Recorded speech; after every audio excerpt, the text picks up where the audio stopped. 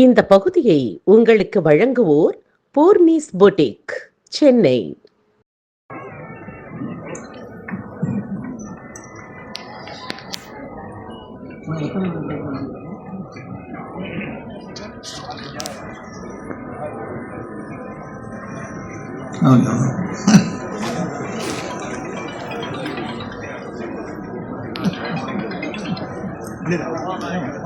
அனைவருக்கும் மாலை வணக்கம்.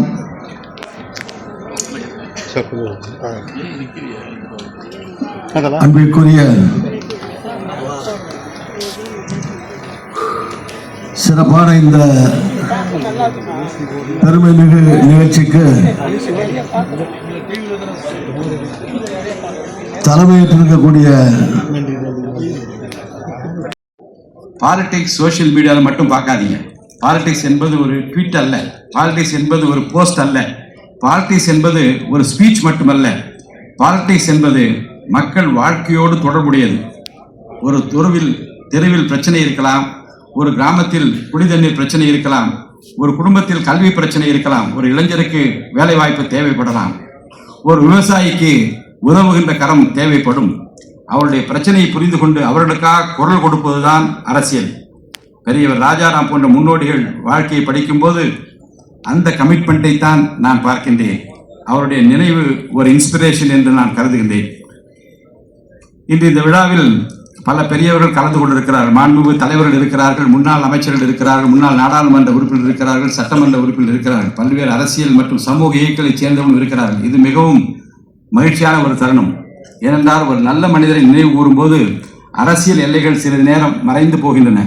நாம் அனைவரும் ஒரு விஷயத்துக்காக இருக்கிறோம், பெரியவர்கள் நினைவை போற்றுவதற்காக. இதுவே அவருடைய வாழ்க்கைக்கு கிடைத்த மிகப்பெரிய ரெகக்னிஷன் என்று நான் கருதுகிறேன். குடும்பத்தினருக்கு நான் ஒரு பாராட்டை சொல்ல வேண்டும். இத்தகைய நூற்றாண்டு விழாவை நடத்துவதற்காக உழைத்த அவருடைய குடும்பத்தினர், குறிப்பாக அவருடைய மகன் ராஜசேகர் அவர்களுக்கும் அவரை சார்ந்திருக்கிற குடும்பத்தினருக்கும் என்னுடைய பாராட்டுகளை நான் தெரிவித்துக் கொள்கிறேன். ஒரு பெரியவரின் நினைவை அடுத்த தலைமுறைக்கு கொண்டு செல்வது ஒரு பெரிய பணி. சென்ற நூற்றாண்டில் இப்படி இருந்தார் என்று சொல்வதும் இந்த நூற்றாண்டு இளைஞர்களுக்கு அடிப்படை தேவையான பாடம் என்று நான் கருதுகின்றேன். இன்று வெளியிடப்படும் நூற்றாண்டு விழா மலர் வெளியிட்டிருக்கிற புத்தகம் எதிர்கால தலைமுறைக்கு ஒரு வேல்யூபிள் டாக்குமெண்டாக இருக்கும் என்று நான் கருதுகிறேன்.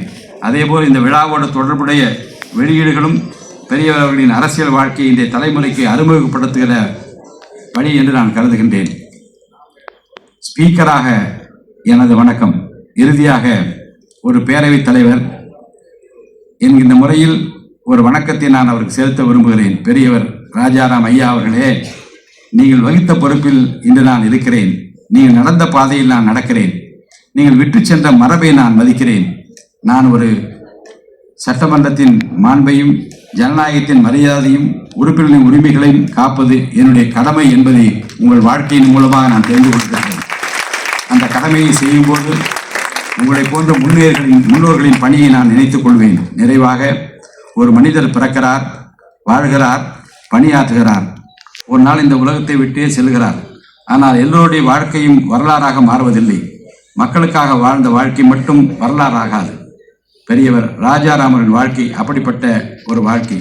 அவர் ஒரு அரசியல்வாதி, அவர் ஒரு சட்டமன்ற உறுப்பினர், அவர் ஒரு நாடாளுமன்ற உறுப்பினர், அவர் ஒரு அமைச்சர், அவர் ஒரு சபாநாயகர். ஆனால் இவற்றையெல்லாம் தாண்டி அவர் காலத்தின் சாட்சியாக வாழ்ந்தவர். அவருடைய நூற்றாண்டு விழா இது நடைபெறுவது அவருடைய பிறந்த நாளை மட்டும் கொண்டாடுவதற்காக அல்ல, அவருடைய வேல்யூஸ் நாம் நினைவு கூறுவதற்காக, அவருடைய பொது வாழ்க்கை அடுத்த தலைமுறைக்கு எடுத்து செல்வதற்காக, எடுத்து சொல்வதற்காக, அவருடைய அரசியல் பயணத்திலிருந்து நாம் கற்றுக்கொள்வதற்காக இந்த நூற்றாண்டு விழா இன்னும் பல ஆண்டுகள் அவருடைய நினைவை நிலைத்திருக்க செய்யட்டும் என்று நான் வாழ்த்துகிறேன். அவருடைய குடும்பத்தினருக்கும் இந்த விழாவை ஏற்பாடு செய்த அனைவருக்கும் மீண்டும் என்னுடைய மனமார்ந்த வாழ்த்துக்களை தெரிவித்துக் கொள்கிறேன். உயர்திரு பெரியவர் ராஜாராம் அவர்களின் புகழ் என்றும் நிலைத்திருக்கட்டும். அவருடைய நினைவு நம்மை வழிநடத்தட்டும். வாழ்க ஜனநாயகம், வாழ்க தமிழ்நாடு. நன்றி, வணக்கம்.